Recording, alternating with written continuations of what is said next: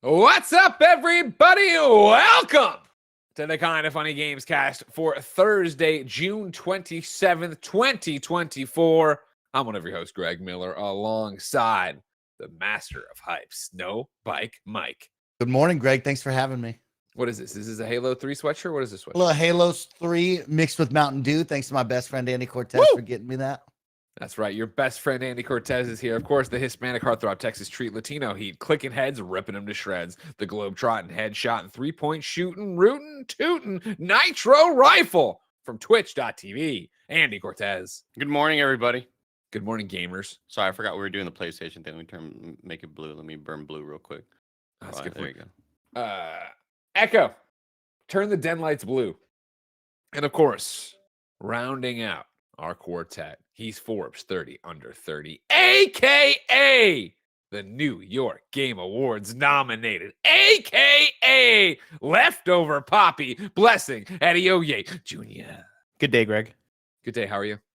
Doing good. How are you doing? Good. This is a fun one to come back to. You and me, of course. P.S. I love you, XOXO. We did the show for so long. In the end of it, we were talking so much about PlayStation's live service push and how stupid that was. Now we get to find out if Concord was a stupid idea or not from Mike Howard, who went and saw it. But before all that, I'll remind you that this is the Kind of Funny Gamescast. Each and every weekday, we come together to talk about the biggest news, reviews, previews in video games. If you like that, of course, you should be watching live as we record at youtube.com/kindoffunnygames, twitch.tv/kindoffunnygames, available later on podcast services around the globe.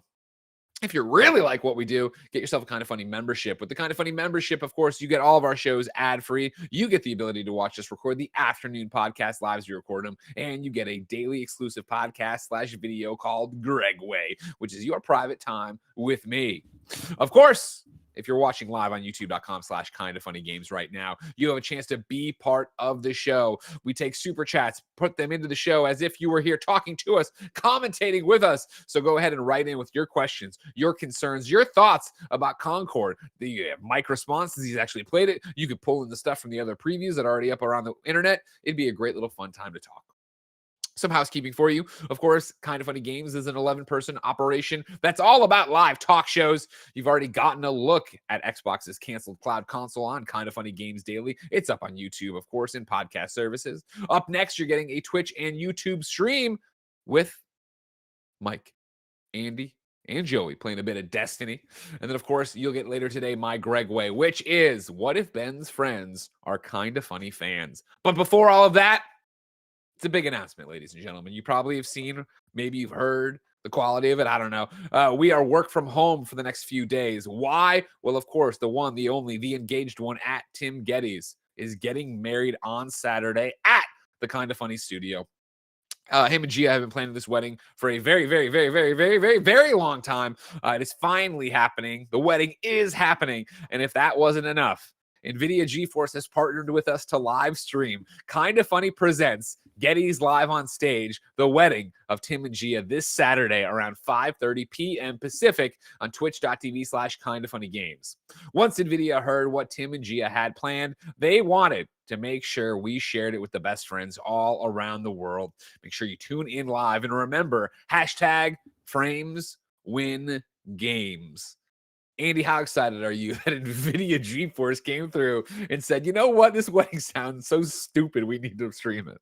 I mean, I'm excited to let a lot of people know, regardless of how how old they are or their interest levels in gaming, what the visual triangle is, Oh, yeah, of course. Yeah. Like we said, twitch.tv/kindoffunnygames, 5:30 p.m. Pacific time on Saturday. Wear blue. Thank you for making our dreams a reality. Patreon producers Kieran Hovasapian, Carl Jacobs, and Fargo Brady, and Delaney Twining. Today we're brought to you by NVIDIA GeForce, but we'll tell you about that later. For now, let's start with topic of the show. And a round of applause for Barrett. I just came off of Games Daily. He had Wii News ready to go from a work from home setup. He's got the tots ready to go from a work setup. Amazing.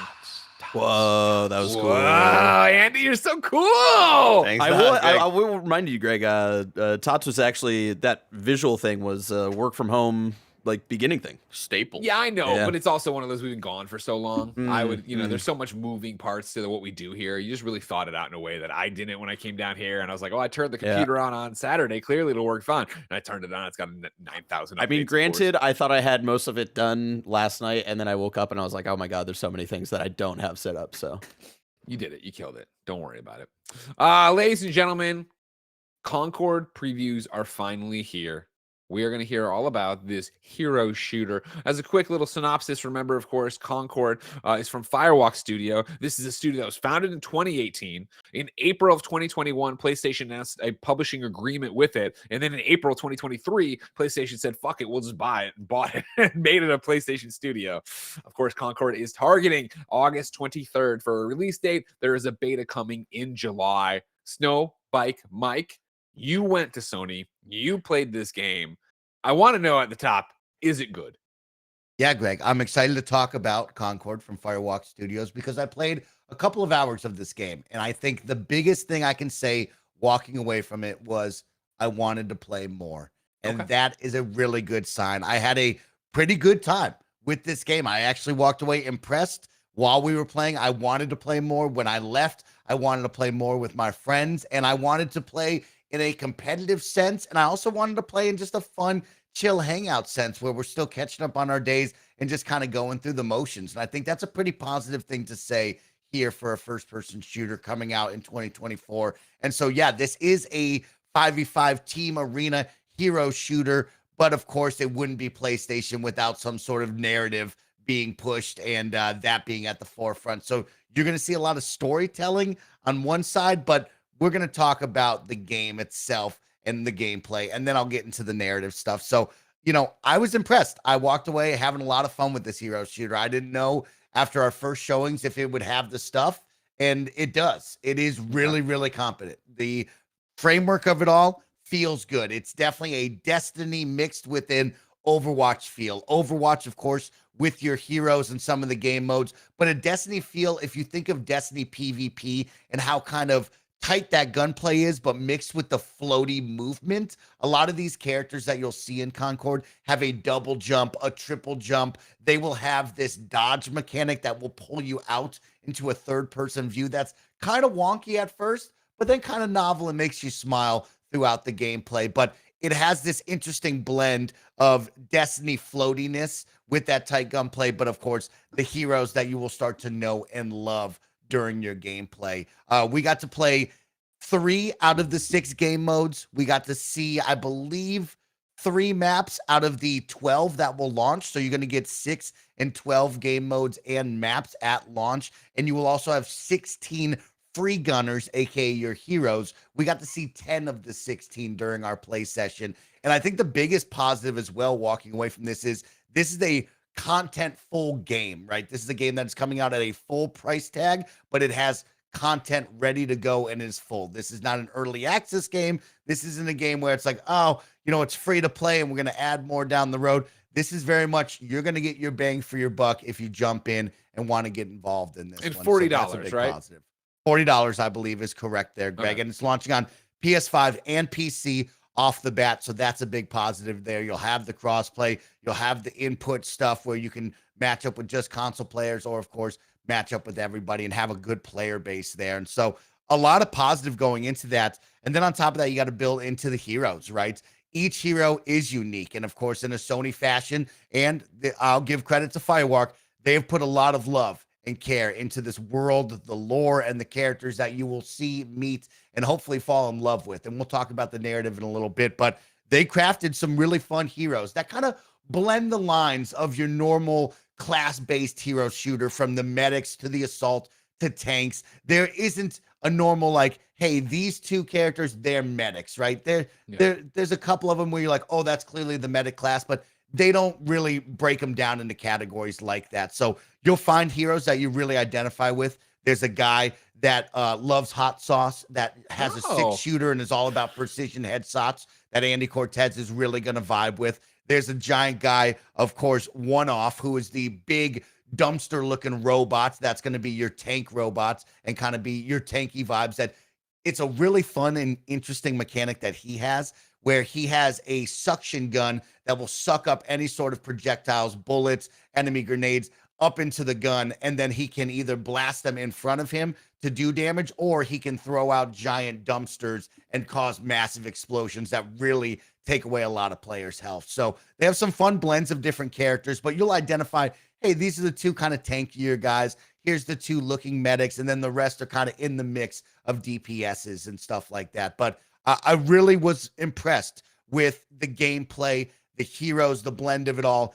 I was left wanting to play more, and there is definitely a sense of, man, teamwork wins games. I rarely won a 1v2 or 1v3 when I went off and lone wolf away from my team. I think I could pick off one, maybe two, but that was a lot of the time to kill in different health bars that you'll run into players. But really, it is about teamwork. I noticed whenever we played as 5 heroes together, we would win fights and we would win those matches and modes. And so, yeah, this is a game where you're going to want to team up with friends and stick together. If you are solo, your best bet is to probably kind of just hang out and attach at the hip with others, because you're not going to get it done in a Call of Duty sense where somebody is sliding all around the map and taking out 4 players at once. That just really doesn't fly in this that one. sounds like Destiny PvP. Like, I remember when I played Crucible, it was a thing of you had to like 2v1 people, or else it is like that felt like the meta of the game. And even watching the gameplay, I'm like, oh yeah, a lot of this does look like It Destiny looks like PvP. Destiny.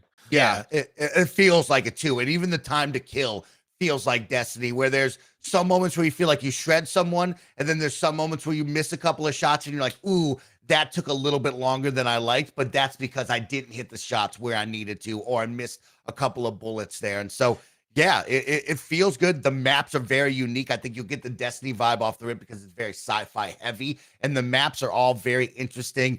They put a lot of love into a lot of the background noise that we'll talk about with the narrative side of things.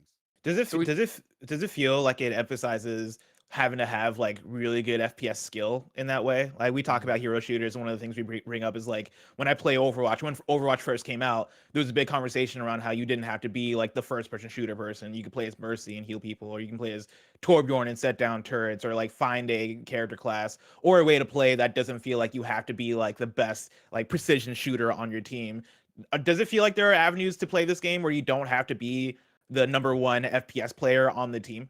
100%. I think there's players like Roka, who has a giant bazooka similar to what you'll see in a Pharah, right? Where she's going to just shoot out missiles. And if you hit about 4 to 5 of those, you'll probably knock out a player. And those are like rapid fire rockets. So you can have ones where it's like, hey, if you're not perfect at precision aiming, you could play this character. Or, hey, if you want to be in the back and have a semi-automatic rifle and also be able to throw down heal spots for the team, or maybe a giant shield, you can play this character. None of it felt like, hey, if you don't have the game on the sticks, you will have a bad time, right? It felt like you could blend in any which way. And I think I noticed players during our play session, we sat down with 9 others from different game industry outlets, and some of them had game, some of them didn't, right? But everybody walked away having a good time. I think everybody was able to contribute in different ways. But I think it, like you said, Bless, it all feeds into, you got to work as a team, because if you don't have the skill on the sticks, you definitely want to feed into the team play itself and be around someone else. Mike, real quick on that level, one of the things I heard from an anonymous source who might have been you is that you just whooped up on Stella from IG. Yes. Stella, right? Take it down in your notebook. Anytime I collide with Stella, I'm bringing my A game. I will say she has an incredible write-up on IGN. Wesley over at Game Informer has a great write-up as well. You should go check them out. It was awesome to collide with them. But I told Greg, and I think Andy and Bless and the audience knows, is I am very competitive, and sometimes toxic Mike comes out a little bit. I did see Stella across the way, and I was like, I'm not going to let Stella win a single game here. And so we brought it. And I think that's the fun part of it, is this game can be competitive, right? You can work as a team and really do call outs. There's a ping system. You can play the different match modes, which we'll talk about. Like, there's some cool modes in this, very similar to what you've already seen from Kill Confirmed. I want to call it one bomb, but it's very like neutral bomb, and then you go plant at different sites. There's, of course, like a capture the hill and a king of the hill mode, but there's a competitive sense to this where I wanted to yell at my team members and be like, hey, let's do this. Let's work together. And that happened a lot, right? When I stepped up and I pinged where we needed to go, the team played well. And then on the other side is there's moments where me and Andy could just catch up about our days, and I could just roam around the map, laugh, and have fun, and it's no big deal, right? But I liked the blend of both of those feeling well together. You've been with me all day. What do you want me to tell you? Like, I have nothing new to talk to you about right now. Mike, did you get a sense of?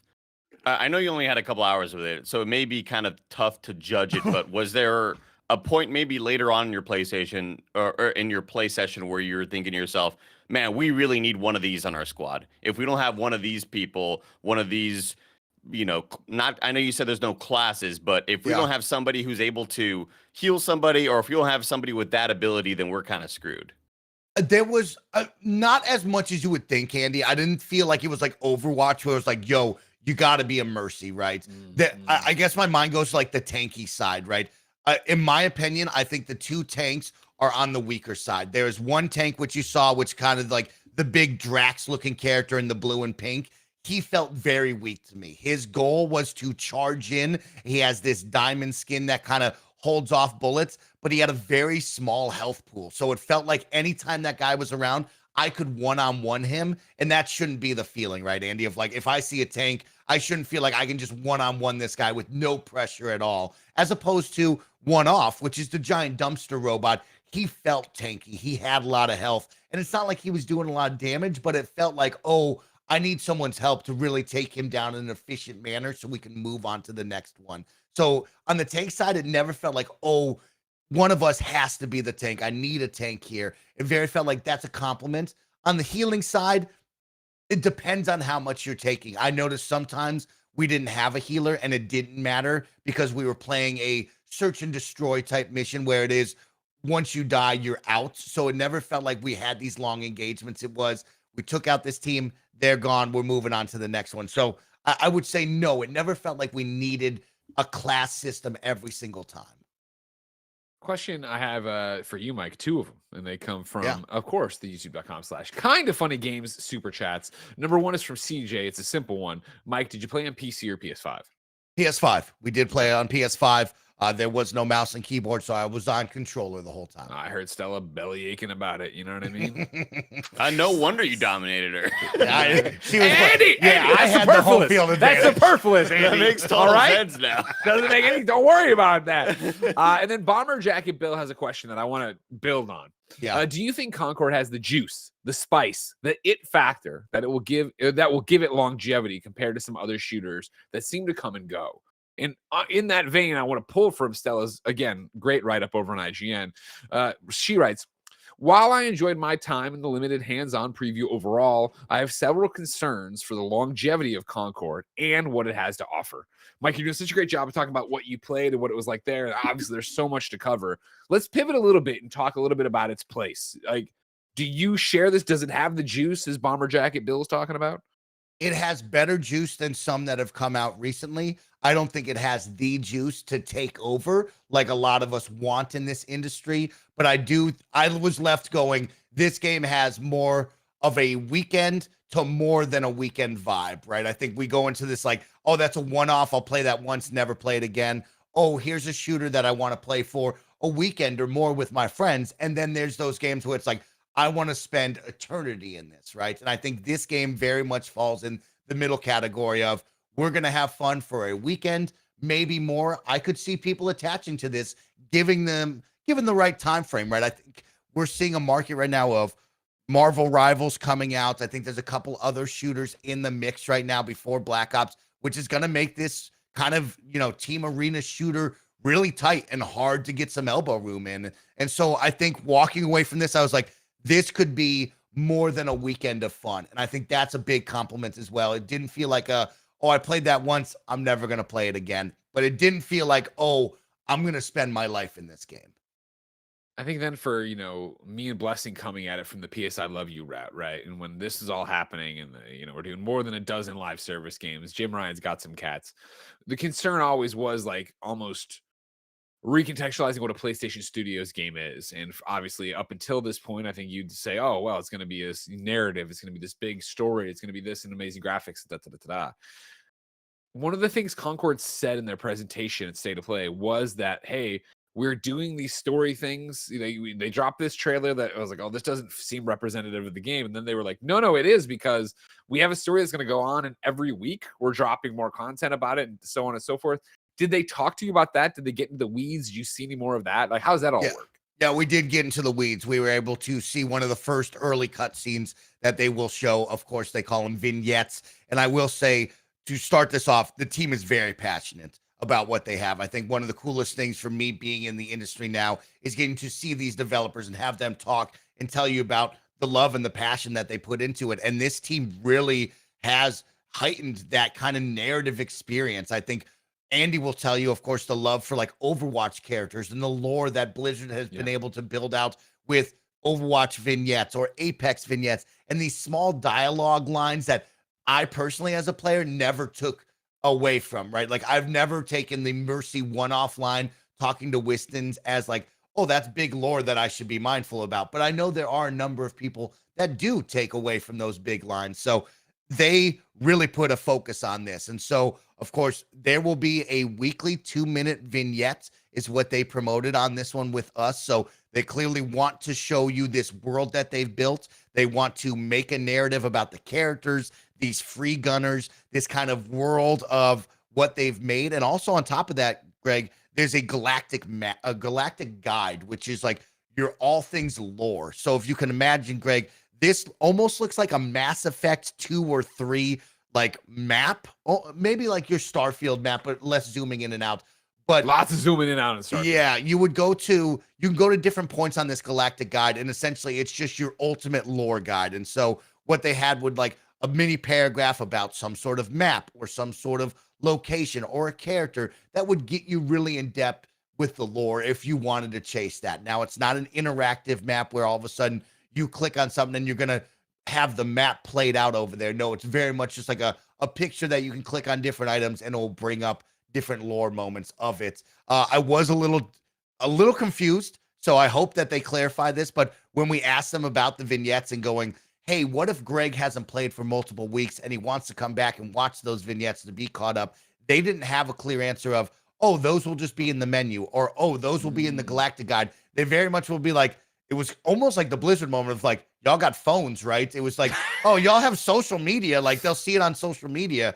And it's like, okay, well, like maybe you build a menu in the game for that. And so I think they'll figure that out for sure come launch, because it didn't feel like a concise, hey, these vignettes will be stored here and you will be able to see them. I do worry that you will maybe watch them once, forget about them, and go on. Maybe you'll just want to skip them like me. But if you are a narrative jabroni who likes these kind of games and wants the lore out of these characters that maybe you fall in love with, it seems like Firewalk really wants to push that. And it does seem like they have a cool and interesting world, from the characters, the lore, the maps that have a lot of awesome detail in them that you could get lost in this shooter world if you want that kind of mix. But it's not something for me. Do you think the game has the stuff to get more people into that side of things? Because when we talk about the hero shooters that we play, right, like whether it's Overwatch or it's like something like Apex, I think Overwatch is probably the example that you can give of like the game that has done it the most as far as getting its audience invested in the characters and the story and stuff.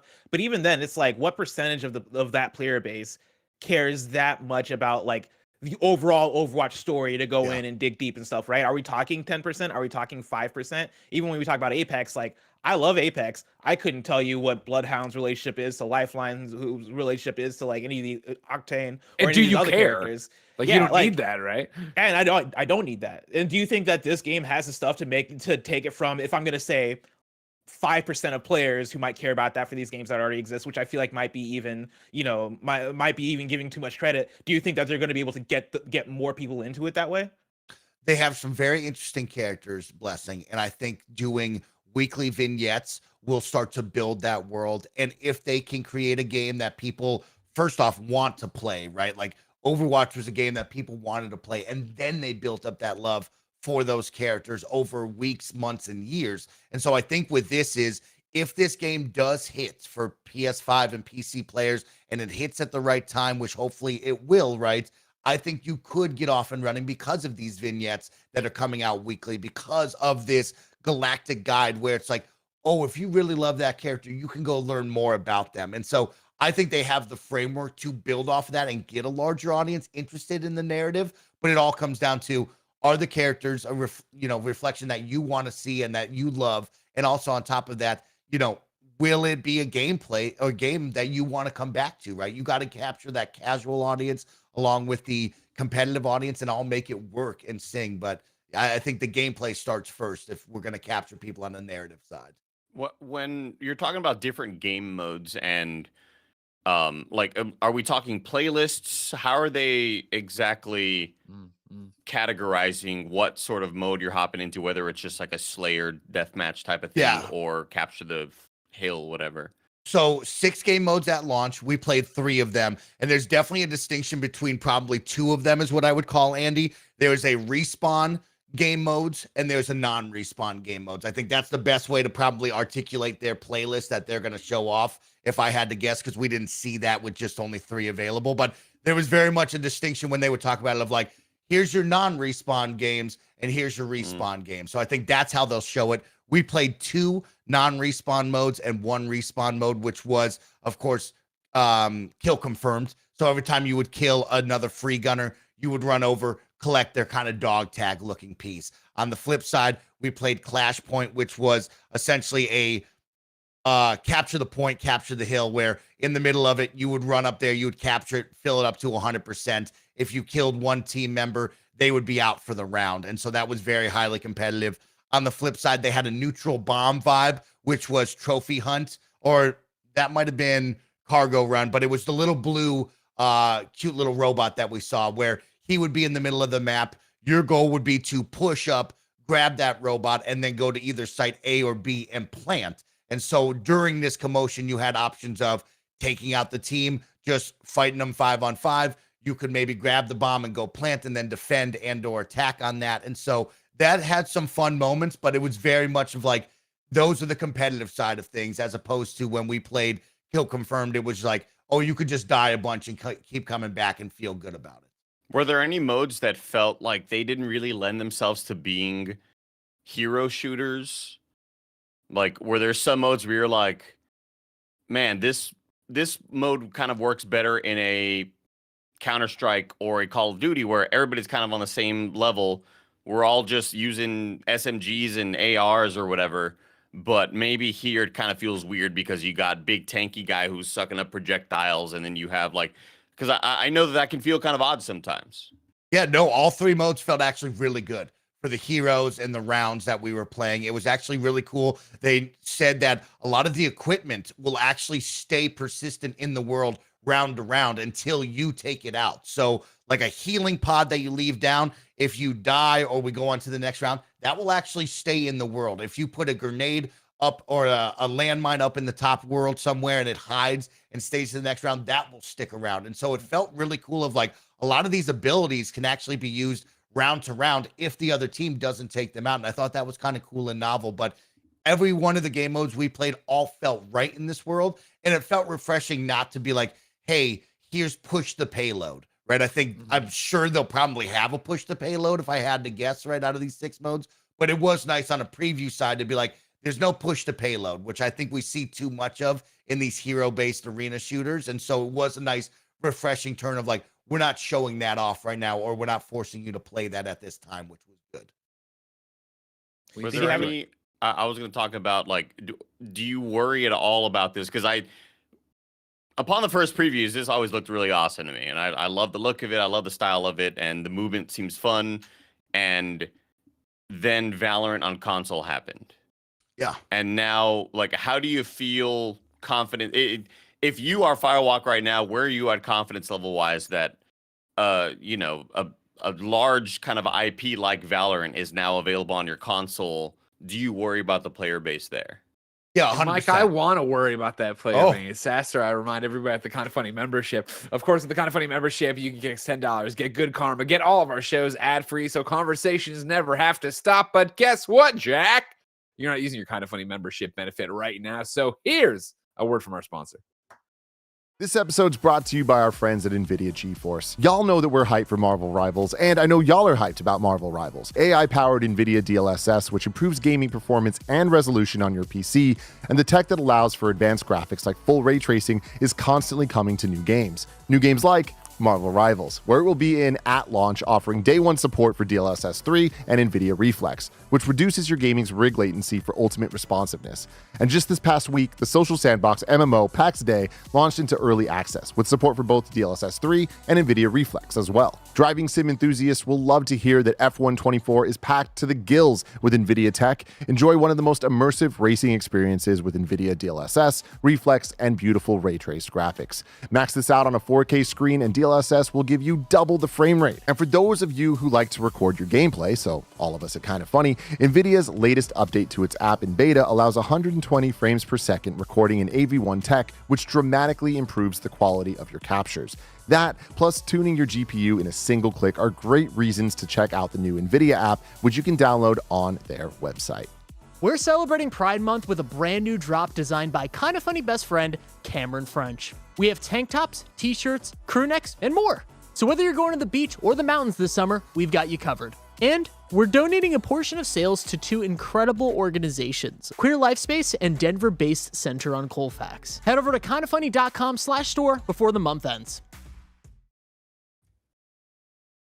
Welcome back.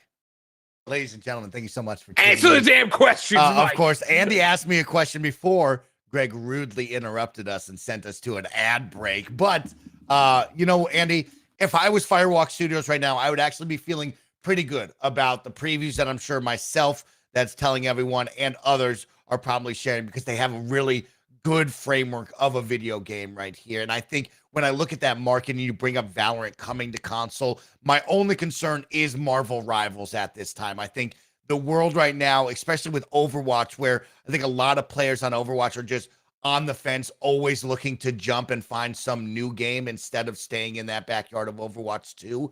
I feel confident of this hero shooter that they have. I am worried about Marvel Rivals, but if I was in this studio, I would say, hey, we got a pretty good chance here to capture a number of people and see if we can ride this high a little bit longer. Of course, you and I always talk about when it's Mike in the room. I am a little worried about that $40 price tag instead of free to play, but I do like how they're coming at it, right? When we look at it, is there's not much microtransactions besides just cosmetics, so you're not changing up the game. On top of that, you have a full content rich game, right? We're talking about 16 playable characters, 12 maps, and 6 modes off the rip at launch. I think that's pretty solid. You're pushing a narrative with this narrative style game that I think a lot of PlayStation gamers want in their games, and hopefully they can really connect with.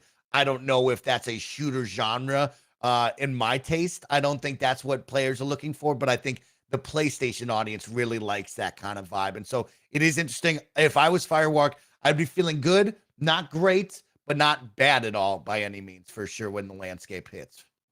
Mike, for you coming out of this preview, are we in a place now where people can kind of calm down about how they feel about this game going into it? Because I feel like coming out of that reveal, right? And not even, I guess not the reveal last year, but the real reveal we got a few months ago with the state of play, there was a lot of trepidation and a lot of ooh, I don't know how I feel about this. I think rightfully so, just based off of they did the gameplay reveal with no previews. They didn't have the beta ready, all this stuff. I feel like now that we have, pretty positive impressions from you, from IGN, from other people that I've seen. Are we in a place now where you think that people can, I guess, feel a bit more comfortable going into this game, or do you think there's still worry to be had? I think people can now have the understanding of what they're going into, I think, is the big one, right? When we talked about Sony going into live service games, and there was that apprehension of well, there's so many live service games that are a dime a dozen, and I don't want this, I don't want that, and these games just die off. I think they found a great one with Helldivers, but in my sense, I think Helldivers was big because it was PvE and was so great on that aspect. It wasn't a PvP first-person shooter, and so I think we get into a different world now of is this game for you? And now that you have these previews out, I think you will know off the bat if this is for you or not. Are you interested in a 5v5 or hero arena shooter? If you're not, save your $40 and don't jump into this, or hope it comes to PlayStation Plus if they ever figure that out. But at the same time, if you are looking for this, now you're going, okay, when is Marvel Rivals? Am I still interested in Overwatch? Do I have a Fortnite problem? Is there any other games in this sphere that would, hold me back from jumping into this? Because they have a good game here. This is a fun time, but at a $40 price tag that will make you wonder, is this worth my time and will I get the most out of it? But I would hope that people, I wouldn't say calm down, but I would hope that people are now understand what they're going to be jumping into. My concern with it is just I've never been worried about like, well, I guess I haven't actually. I probably continue to be worried about if this game will be successful and what happens to Firewalk if it's not. But it's more the, hey, we're doing the story thing every week. I just wonder if the audience for this type of game cares about that. You're trying to placate the PlayStation audience, which is me, the story whore. But I look at this and everything you say, and I'm like, that's so great. I already know based on the other games that have come before that I'm not into this kind of game. So why put that in there? Try to get me in, even though it wouldn't work. If that stuff fails, does the game fail though? Like that's kind of where I'm in the same vein as you as far as that, where like I hear Mike talk about it and I hear their pitch for it, and I'm like, it doesn't seem like it's gonna work for me at least, right? Like if I skip a few weeks of playing this game, come back in, like I don't think I'm gonna go and seek out the cutscenes. I think if I get a cutscene like pop up or whatever, and I'm not investing in these characters, I'm just gonna skip through it. But even if that stuff isn't successful, like I still look at the game and I'm like, this looks fun. This looks like a good time. Yeah. See, my concern is that it's just a wasted resource. Everything for a video game, right? It's going to take time and it's going to take money. It's going to take talent. So to go in and be like, we're doing this weekly 2-minute drop of a video, it's like, what? I don't know where those funds and resources and man hours basically could have been reinvested into the game. But I feel like that would have been a smarter move than trying to chase something I don't think you can get. Andy, I saw you nod. You agree with me? Well, I just think you have to find another avenue to generate some sort of excitement and hype for these characters. And I think they look at this as an opportunity to try to maybe sell merch for these characters. So, like, I don't think a lot of people necessarily cared about what these Overwatch characters were up to until they started seeing these shorts. And then suddenly, everybody's buying t-shirts of Soldier 76 and Diva and all that. Like, I think that they see that as an opportunity, and there's a decent chance that, hey, financials, they look at the numbers and they're like, what's the big deal if this isn't a massive success? Maybe that's just kind of how their books are balanced right now. Yeah, like worst case scenario I see for it is that in the game's first season, and I guess I have that question for Mike too, is like, did they talk about seasons or anything? But in the first, let's say year one, they're like, oh man, people really don't care about these cutscenes. I think they go, all right, let's stop making them and let's focus in on either character updates or balancing or whatever else we can put those resources toward. Yeah, I feel Andy on this one of like, it does feel like this is their standout way. At first glance, it looks like, oh, this is such a PlayStation thing, and it's probably coming down from Sony of all of our games have to be story rich, figure it out. But I think this is their standout thing of like, hey, we have this story that we're also telling, and we want you to fall in love with these characters because it's a hero shooter, right? And I think a lot of these hero shooters will have that from Overwatch. Marvel Rivals already has that built in because all the Marvel characters, right? And so I think that's your standout star of, hey, fall in love with these characters through our storytelling that is easy, light to get into. I totally agree with you, Greg. I think this is a resource probably that's heavy on the team and will eventually, like Blessing said, maybe look at it and be like, hey, we got to weigh this out and it's got to go. But as of right now, you probably have to build this out to get people interested and exciting, especially because when you think of Sony, and we saw that first story, CGI trailer, we all go, hey man, this is like a Guardians of the Galaxy fun kind of vibe. I'm interested in this. If they can keep that going, I think people will enjoy it. But I mean, speaking from experience, I always skip all of these cutscenes. So I don't know what this will look like 6 months down the road after season 1 or 2 or year 5.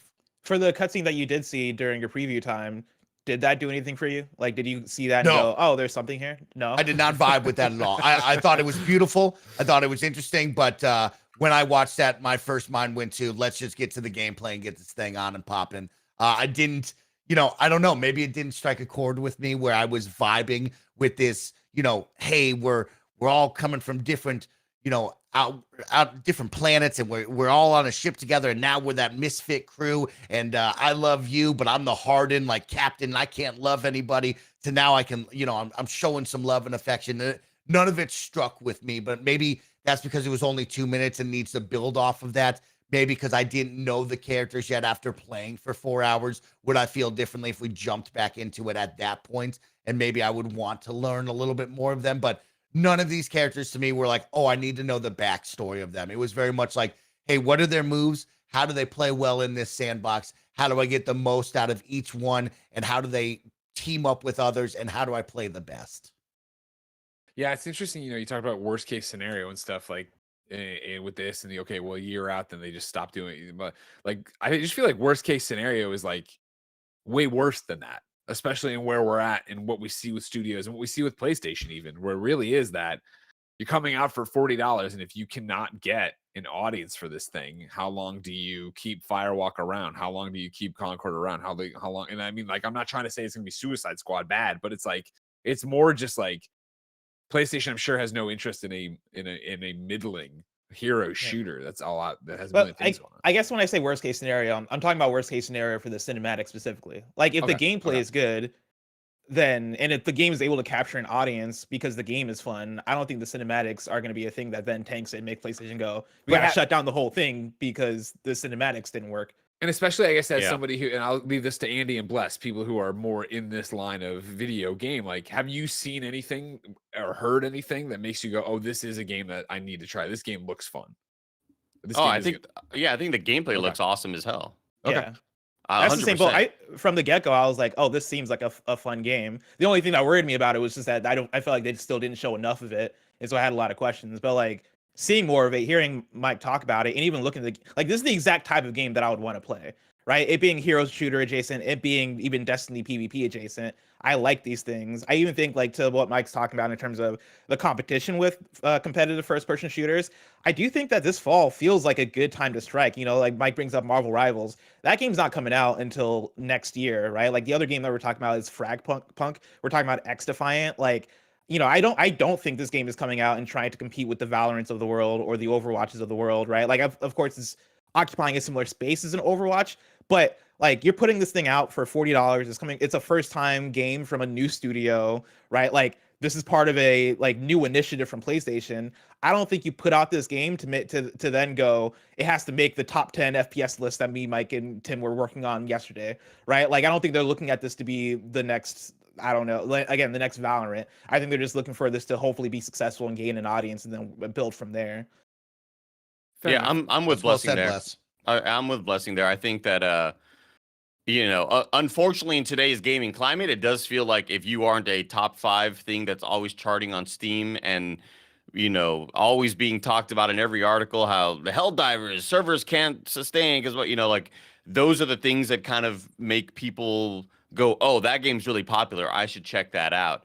And I feel like some people and mainly publishers is what kind of makes me worry about it, because some publishers might see that as, it's either you win or you're done.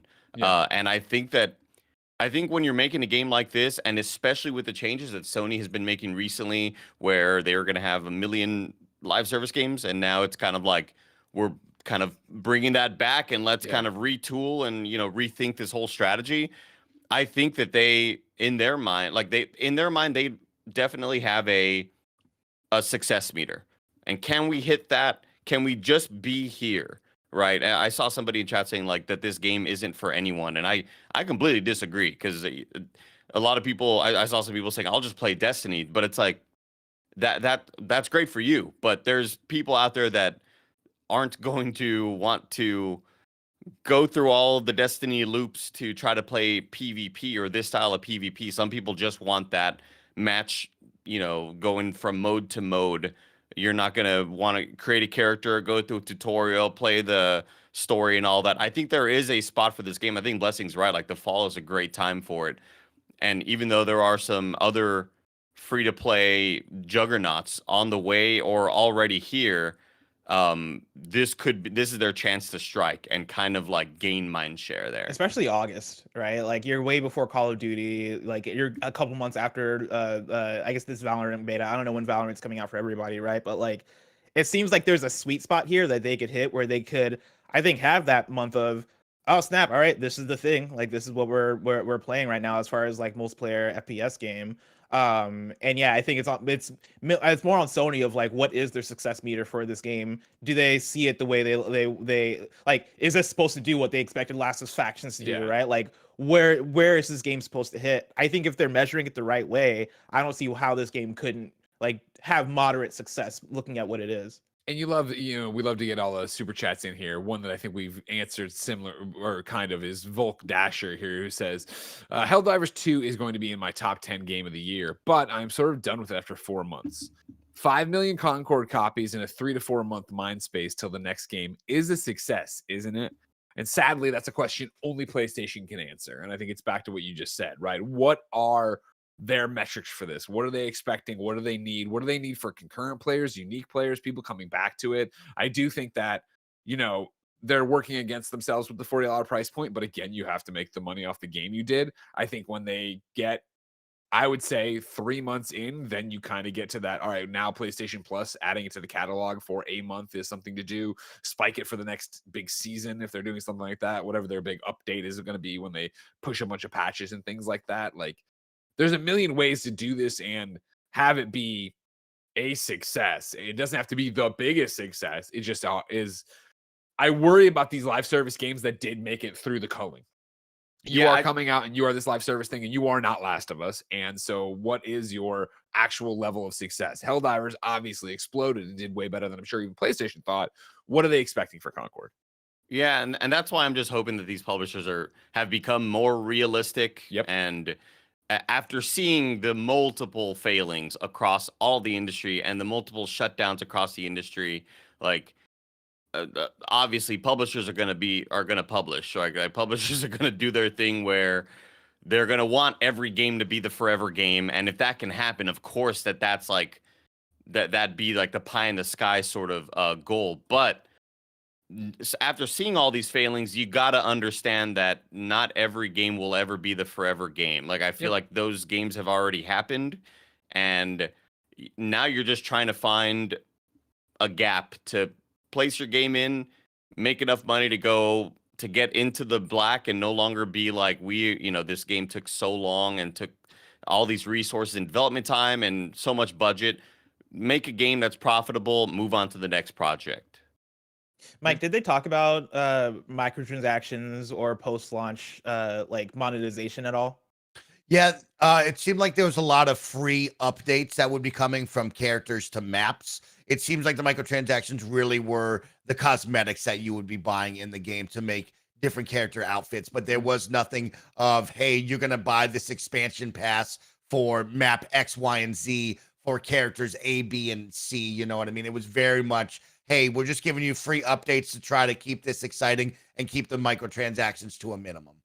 Yeah, I'm so fascinated by the $40. Yeah, with that $40 price tag, I think that's what puts it in a different realm than these free-to-play games that we see that are very microtransaction heavy. Sure. Because it is a full-price game that's coming out with a full content slate. And so I think they're just, you get your money from that, which is your hope, right, Greg? And then you get the added stuff of those $5 cosmetics or whatever they may be later on down the road. But that $40 price tag is what the goal is here. And also day one on PC, we got to remember that, right? The PC audience is willing to always try a new first-person shooter. We see this all the time. And so will they attach onto this one? That's the goal here. And that's like mainly why I'm not on the side of like, thinking that this is going to be a failure like off the bat, right? Like, of course, maybe it gets there. Maybe we're completely wrong. It is fucking tanks and nobody's actually playing this thing. But it sounds and looks good enough in that $40. Like, if this is a $70 game that they were trying to push in this way, I'd be like, oh, fucking dead on arrival. Ain't no way that this is gonna like do what it needs to do for $70. I feel like for $40 and for it, from what it sounds from what Mike is saying, right? Like fully featured, it has all the maps, it has all the characters, it has all the stuff that you want. And yeah, coming out on PC as well as PS5, like I am looking at this probably selling a couple million, right? And like for again, a new game from a new IP from a new studio that is like part of this initiative of like the initial wave of live service stuff that PlayStation's trying to figure out. If they're able to do this and have like, have half the success of a Helldivers 2 or have a quarter of the success of a Helldivers 2, or maybe get lucky and have the success of a Helldivers 2, right? Like I think this could bode well as far as what at least the start of the PlayStation live service like pushes. I could totally see it happening though. free to play after a couple months, or like I could totally see both outcomes here. Like, the All outcomes are on the table. Yeah, I think free to play is on like sale the immediately, $20 sort of thing. free to play. I think is definitely like the emergency button for this is not doing like nearly what we wanted to do. Let's go free to play and like see what we can do. Or free weekend sort of thing. A lot of different franchises try to do that, to be like, hey, this weekend you can just play for free. Don't even worry about it. Download it. You have access all weekend. Get in here. We want you to kind of stay in this ecosystem. We'll wait and see, I guess. Just a couple more to wrap up the show here. I like CJ's question here. Outside of the story, how does the game feel unique, Mikey?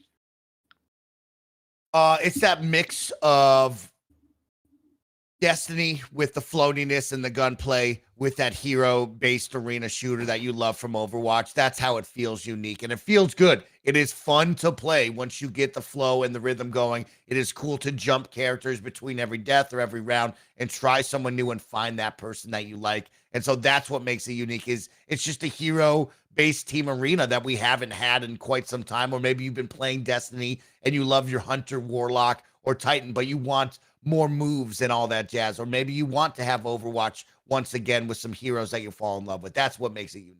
Oh, one question I had was, do they allow duplicates? Yeah, so there's this really interesting system, Andy, that they only spoke about briefly but didn't show us. And so there are no duplicates in the game besides other teams, right? So we can't have a 5 stack, but they have variants of each character. And they also have, I want to call it a deck building system, but really it's not card based or anything. It's what you bring into the game. And so it's an interesting one of, you're not going to be able to choose from all 16 characters every match. You're actually going to build out a squad of, let's call it 10 of the characters that you love, which could also be the same character made in variant form that has different unique characteristics of that build, we'll call it. And then you can choose from them.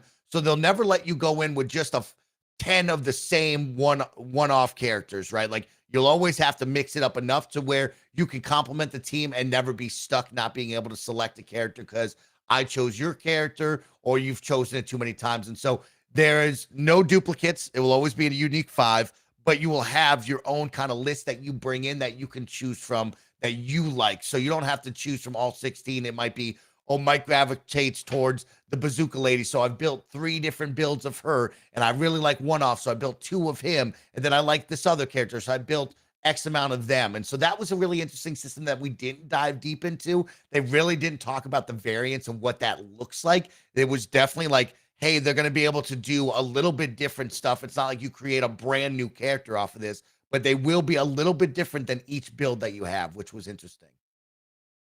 One I want to get from the super chats here, and actually, I'm like, you're free to answer, but I'd like to answer my own way too. Yeah. Matt does say, do you get the impression from the devs that they wanted to make a narrative game and were told to go live service, or was always their plan? Before, Mike, you come in with firsthand knowledge of playing the game, I would throw that out the window to begin with, right? The studio's founded in 2018. There's a publishing partnership in 2021 for a multiplayer game with PlayStation. Then in 2023, they buy it. And even when you go, looked at, you Google it, you get their LinkedIn. Formed in 2018, Firewalk is led by seasoned developers who know and love multiplayer games. Like, I don't think this is a case of PlayStation buying a studio or forcing somebody along the line. Am I wrong, Mikey? Did you get that impression from hearing from them? No, they were very passionate and very forward about this is the game that we wanted to make. There was even a question of, well, why didn't you just build a single player narrative driven game that with all these characters and just make it like that? And they said, no, this is the game that we wanted. This is the story we wanted to tell. We wanted to blend these two things. And so they were very firm on that, which I was impressed with, because just like when that question was asked, I would have asked the same question of, hey, it seems like, is Sony pushing this? Did you really want this? Why didn't you just make a Destiny-like experience where it is a campaign from A to B zones and we play as these different characters? But no, they want this. This is their thing. A nuts and bolts question I like from Dean here is, how is switching heroes done? Is there a penalty? No penalty. You can switch it after your deaths. Very similar to Overwatch, where when you die, you'll have that moment of you can take 3 extra seconds or 5 to select a character if you want. There was no penalty at all switching characters between rounds, deaths, or games. Is there a play of the game, and like do they show stats at when the game is done? Like how does the end of the game feel? Stats, no play of the game. It definitely Damn. feels like when we talk about microtransactions, right? It's very much of like you'll have your character intros when we all jump out the ship and we give the thumbs up and stuff like that. There's player cards that you will earn. They have dailies, weeklies, monthlies, these legacy challenges, right? That will earn you in-game credit to either unlock like the player info card, which we've seen in many games where it's like SnowBikeMike with a cool background. And I have 3 of my stats of damage done, eliminations, and whatever. They have a lot of that. And so yeah, those are the things I saw. Bless. I did not see a play of the game where I got to see a highlight. There was none of that. And then the final question, a summation maybe. Yes. Hit by a parked car asks, is Mike more excited for Concord or Marvel Heroes? Rivals? Rivals, you're right, sorry. It's a great Marvel question. Heroes on the base. I mean, we'd all be excited if Marvel Heroes was coming back, course. am I right?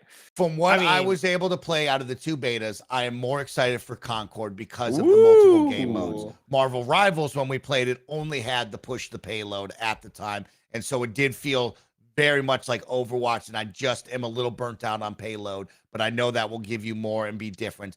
This one, I really liked what I got to see. I enjoyed it a lot, and I wanted to play more. Both were very good, but the biggest compliment I can give to this game, like I gave at the top of the show, was I left that demo wanting to play more that day and wanting to play more that weekend. And so that is a positive sight for me looking at this game in the future. Yeah, Marvel Rivals obviously isn't like it seems a lot more like Overwatch in that you're going to have characters that aren't shooting projectiles. Like we just saw the Venom gameplay there where it reminds you of the way Reinhardt plays in Overwatch with the big shield and you're swinging a hammer, like, and there's not you with a weapon shooting a projectile at the enemy, whether it's like everything that I saw in Concord so far was crossbow shooting projectiles with little explosives, rocket launchers, ARs or whatever. And a lot of Marvel Rivals, like I think they start you off in that beta with Punisher, who has the guns to kind of familiarize yourself. It's like when everybody asks, Andy, I'm playing Overwatch for the first time. Who's an easy character to learn first? It's like Soldier 76. He's like Call of Duty. He's like Halo. You just have an AR. But then that's where you branch out into suddenly this person's not even shooting projectiles. They're just like a big melee brawler or whatever. And it seems like Concord is leaning more towards like this is a shooter first and foremost. Yeah, every single character has a gun. Unlike Marvel Rivals, where there is melee, every single character has a gun here. And it feels more Team Arena based because of the game modes that we've seen thus far. But, Marvel Rivals will have other game modes once it fully releases. I will say this is the most excited I've been about multiplayer, like competitive multiplayer games, I think in a very long time, right? Where like, again, yesterday in our Nintendo World Championship NES preview, we ended up with a conversation about like the top 10 shooters or whatever. And like I looked at the list and it's like, Valorant, Escape from Tarkov, Rainbow Six Siege, and a lot of Fortnite, and a lot of games that have been like mainstays for a very long time, and a lot of them just happen to not be my cup of tea. But when I look down the barrel of games that are coming out this year, next year, right, between Valorant coming to console and Concord and what we just got Fragpunk alpha codes I'm excited to check out, and then also Call of Duty Black Ops 6 has me excited again for a Call of Duty, and then Marvel Rivals coming out next year. Like I'm like, dude, I'm very excited and like looking forward to playing all of these games. And so I think we're just in a good place when it comes to competitive shooters. Hell yeah. Well, ladies and gentlemen, Concord comes out August 23rd. Of course, the beta is running July 18th through 21st for everybody, right? I think pre-orders are the week before that. I didn't jot that down. We talked about it in Games Daily, where you could catch it there, of course. Remember, this has been the Kind of Funny Gamescast. Each and every weekday, we come to you with all sorts of conversations about the topic of the day, whether it be reviews, previews, or just the biggest news in video games. If you like that, please support us. Of course, the Kind of Funny membership gives you the ability and good karma of knowing you're taking care of an 11-person small business. You also get all of our shows ad-free, the ability to watch the afternoon podcast live as we record them, and of course, your daily dose of Greg Way, my vlog/podcast series. Michael, thank you for going to play this game, getting all these things. Is there anything we didn't talk about? Anything you want to touch on that I left you off of? No, thanks for sending me, Greg. Thanks for Sony for having me.